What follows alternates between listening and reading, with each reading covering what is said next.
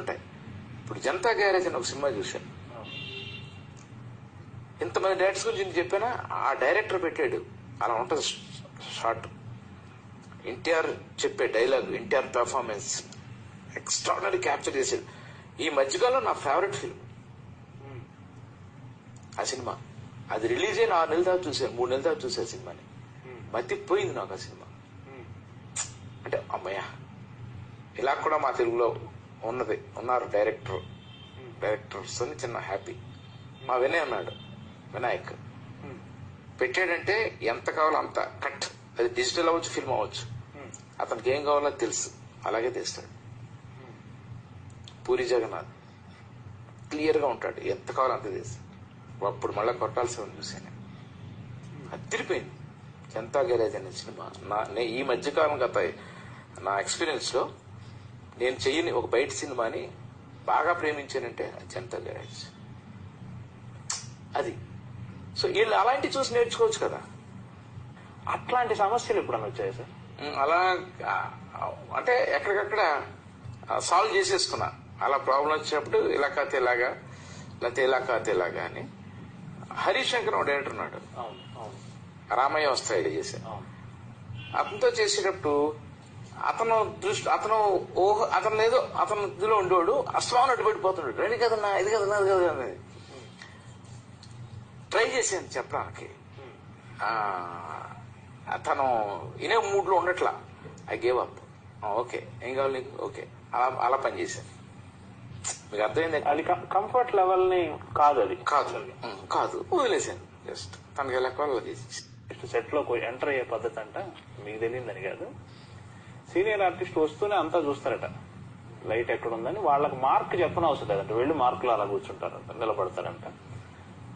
అదే అంత అనుభవం లేని వాళ్ళైతే వచ్చి అసిస్టెంట్ ని మార్క్ ఎక్కడ అని అడుగుతారు. దాన్ని బట్టే చెప్పేస్తాడు కదా. చిరంజీవి గారు అద్భుతం.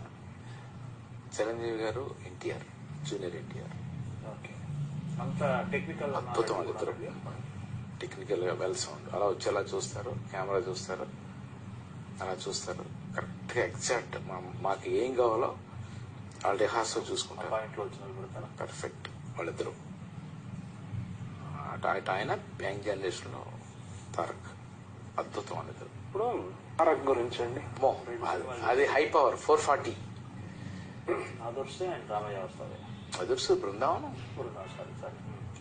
తారక్ వచ్చి వండర్ కిడ్.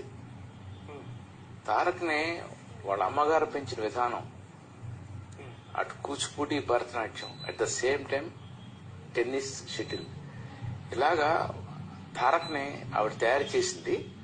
దానికి తగ్గట్టుగానే ఏకసంతగ్రాహి. ఒక్కసారి సీన్ పేపర్ లో చూస్తే ఇలా స్కాన్ చేస్తాడు, చేసి రెడీ అంటాడు, అంతే.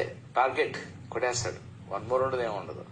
మేము కెమెరామెన్ గా లైట్ ఫోకస్ తప్ప అతని నుంచి ఎప్పుడు ఉండదు. డైరెక్టర్ కూడా స్పెల్ బౌండ్ అదిరిపోయింది అంటాడు తప్ప ఎప్పుడు తారక్కి డైరెక్టర్ వెళ్ళి ఇలా చేద్దాం అని చెప్పింది నేను చూడ. Is wonder kid, wonderful. 7 o'clock రమ్మంటాడు మార్నింగ్ షూటింగ్, 6:30 వచ్చి కూర్చుంటాడు.